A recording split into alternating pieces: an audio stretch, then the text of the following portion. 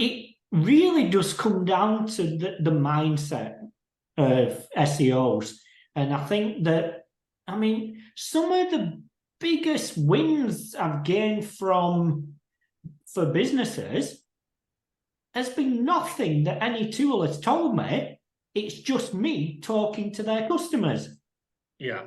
You know, things like that, things that I think the problem is you don't know what you don't know, you know, and you're too reliant on tools to tell you what you don't know. But there is gaps that the tools are not telling you. And it's those gaps you need to find out, because every other SEO on the planet is going after the same thing. Yeah.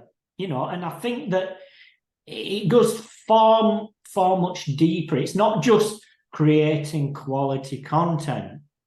You know, it has a purpose.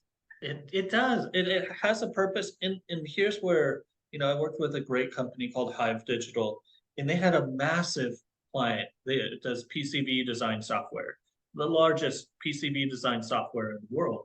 And they have this huge library of content. And the fascinating thing about it is that we had to develop all of these guidelines and processes to make edits to any piece of content. It had to go back to a subject matter expert who was savvy in the software, because after 6 months, the software changed, the technology changed, and the capabilities of the industry changed so much that just tweaking, this section of content wasn't good enough, because the stuff got out of date, and you could, just doing regular SEO changes, over time wasn't good enough, because,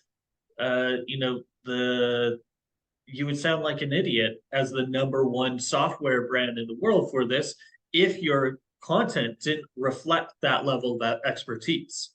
And so we had to convince them to invest heavily in several on-staff subject matter experts who knew this software and this industry and were leaders in the industry and were the voices that people looked to. And that's the difference. Like hiring, people from Colombia and hiring people from, third world countries with geographic arbitrage sounds great as a business model. Oh, we're going to save so much money, by creating content over there.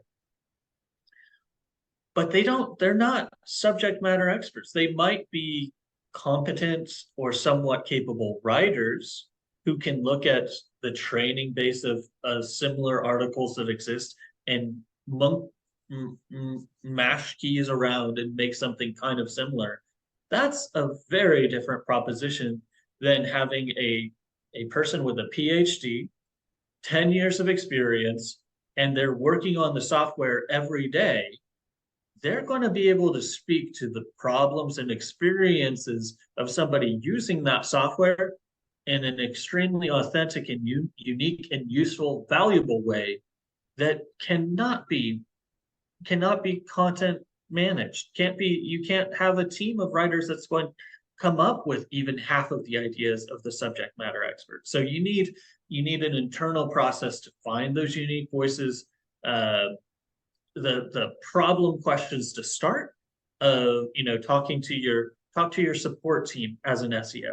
Like if you're an in-house SEO or an agency and there is a support team, go through their tickets, for God's sake.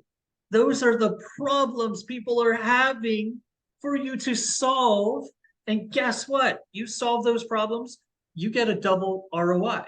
You reach the people who aren't customers who have that problem, and you retain the users who would have bounced out because they couldn't do X with your software. You put an article that says, here's how to do X with the software, updated, maybe a short little video. This is it. And make sure you keep up with your UI UX changes. You change the UI, make a new video. You gotta, because it's confusing otherwise. Assuming that same training video is going to stick around when your product manager has changed the layout, remove this tool, move this tool over here, change this capability, you're gonna lose that retention rate, and that's going to cost you. And that's the other side of SEO ROI. There are soft ROI benefits to a fantastic SEO campaign. Reducing churn, increasing retention, enabling upsales. All three of those things are in the C-suite's mind of KPIs that they have on their sheet. How are we doing on retention? Is that going up? Is that going down? What does our churn look like? Is that rate going up? Is that rate going down? And upsets. Are we increasing the amount of revenue we get from our current customers, or is that decreasing? Those are three lines on your CEO's spreadsheet that you can strongly argue that you can have an effective SEO campaign to address. And if you're not thinking that way, you should be.